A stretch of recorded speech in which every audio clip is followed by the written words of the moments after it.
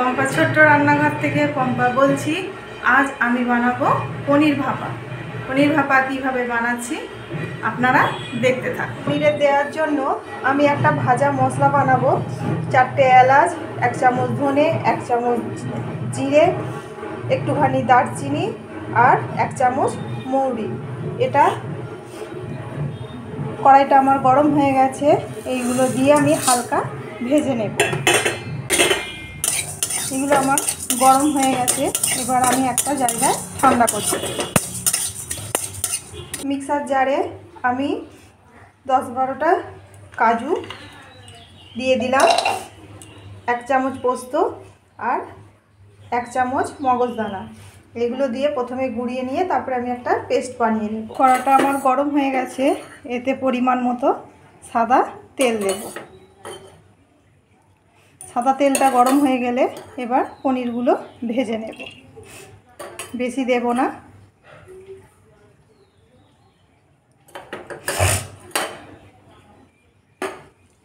তেলটা আমার গরম হয়ে গেছে, এবার পনিরগুলো হালকা করে ভেজে নেব।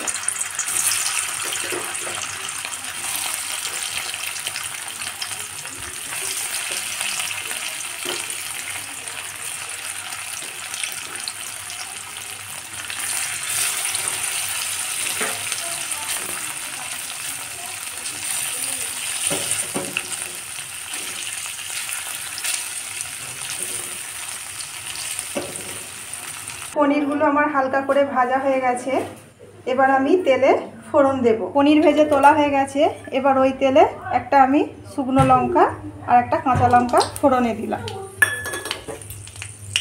ফোড়নটা হয়ে গেছে, আমি এই টমেটোটা বেটে রেখেছি, টমেটো বাটাটা আমি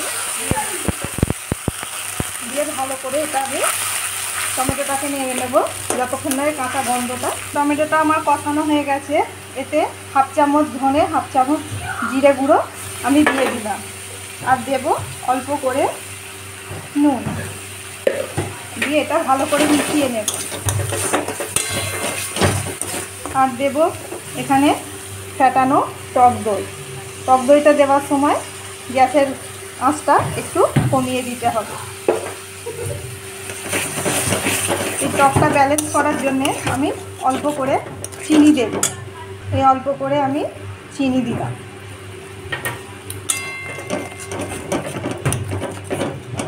তারপরে আমি দিয়ে দেব বেটে রাখা পোস্ত, কাজু আর মগজদানা।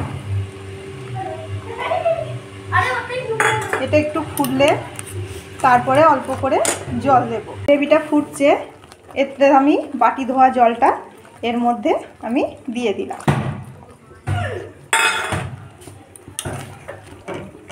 নুন মিষ্টিটা দেখে এতে আমি পনিরটা দিয়ে দেব। গ্রেভিটা ফুটছে, এর মধ্যে ভেজে রাখা পনিরগুলো আমি দিয়ে ফুটিয়ে নেব।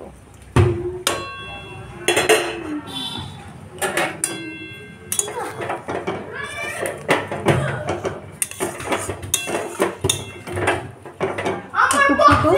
পনিরটা হয়ে গেছে, আমি ভেজে রাখা এই মশলা, গরম মশলাটাতে আমি বেশ খানিকটা দিয়ে দিলাম, দিয়ে ভালো করে আমি মিশিয়ে নেব।